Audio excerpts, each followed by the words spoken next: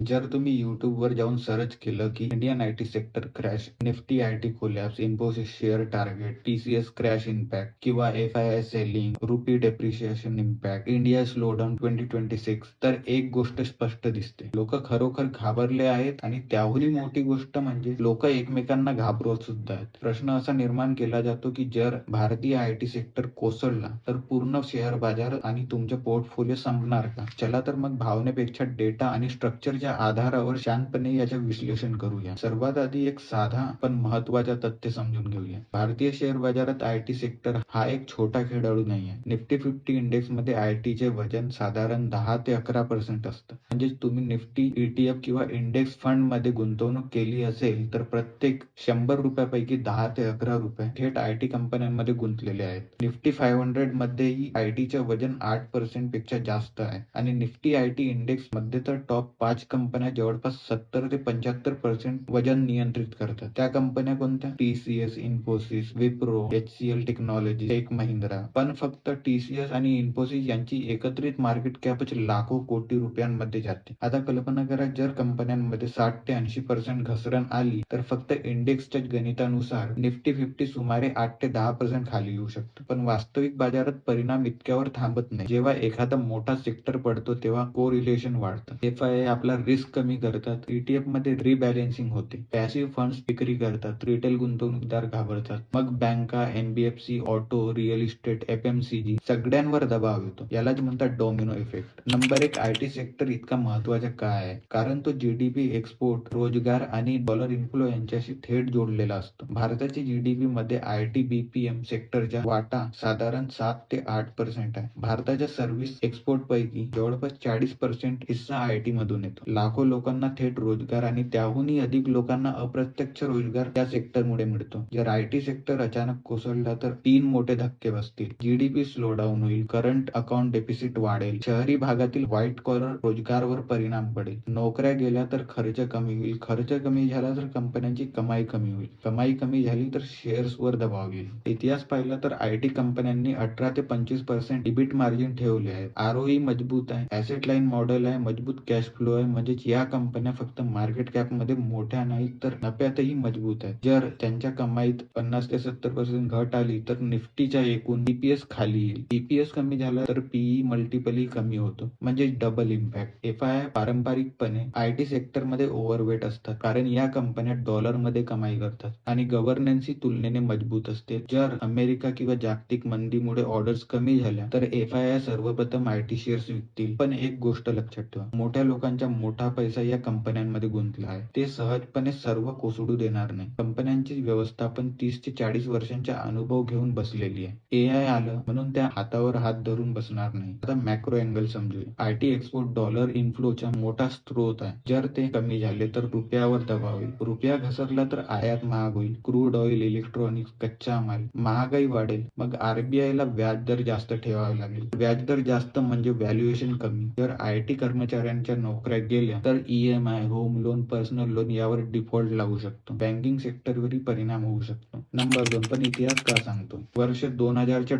.com bubble मध्ये Nasdaq 75% पडला होता. अनेक कंपन्या संपल्या पण इंडस्ट्री संपली का? नाही, उलट अधिक मजबूत बनून बाहेर आली. 2008च्या आर्थिक संकटात अमेरिकन ऑटो कंपन्या कोसळण्याच्या उंबरठ्यावर होत्या पण रिस्ट्रक्चरिंग नंतर टिकल्या. भारताच्या टेलिकॉम सेक्टर मध्येही रिलायन्स जिओ आल्यावर डेटा दर 80 ते 90% पडले. अनेक कंपन्या बंद झाल्या पण टेलिकॉम इंडस्ट्री संपली का? नाही. म्हणजे सेक्टर क्रॅश म्हणजे कायमस्वरूपी अंत नाही, तो रिजिम चेंज असतो, रिस्ट्रक्चरिंग असते. नंबर 3, जर आयटी मध्ये खरोखर घसरण झाली तर काय होईल? यामुळे मार्जिन रिसेट होईल, कन्सॉलिडेशन होईल, AI आधारित कास्ट कटिंग होईल, लेऑफ्स होतील, ऑटोमेशन होईल, क्लाउड आणि सायबर सिक्युरिटी SaaS 2.0 कडे वळण राहील. मिड कॅप आयटी कंपन्यांवर जास्त दबाव येऊ शकतो पण कॅश रिच, मजबूत बॅलन्स शीट असलेल्या कंपन्या टिकतील. तिथूनच नवीन लीडर्स उदयाला येतील. नंबर 4, पूर्ण भारतीय शेअर बाजार शून्यावर जाईल का? उत्तर आहे नाही. फायनान्शियलच्या वाटा 30% आसपास आहे. अर्थव्यवस्था अनेक सेक्टर्सवर आधारित आहे. हो, काही काळ वेदना असतील पण इनोव्हेशन करणारे कंपन्या टिकतील. जो इनोव्हेट करेल तो टिकेल, जो करणार नाही तो मागे पडेल. म्हणून घाबरून निर्णय घेऊ नका. सेक्टरल कन्स्ट्रेशन टाळा, डायव्हर्सिफिकेशन ठेवा, कॅश फ्लो, कमाईची गुणवत्ता, balance sheet, management track record तपासा. 2008, 2020 मध्ये कोण टिकले ते पहा. तेच भविष्यातही मार्ग दाखवतील. AI पारंपरिक मॉडेल बदलू शकतो, आउटसोर्सिंगचे स्वरूप बदलेल, पण पूर्ण सेक्टर नष्ट होणार नाही, परिवर्तन होईल.